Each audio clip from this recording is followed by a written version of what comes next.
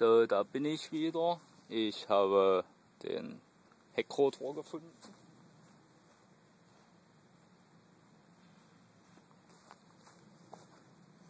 Ich hoffe mal, ich brauche den hier nur draufstecken